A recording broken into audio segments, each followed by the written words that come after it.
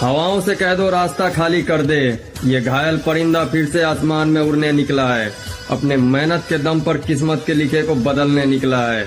और ऐलान कर दो सारे शहर में जो भी बीच में आया वो कुचला जाएगा, क्योंकि मोहब्बत की बाजी हारा ये बादशाह अपनी पूरी लश्कर लेकर बेवफाओं की रियासत से जंग करने निकला है।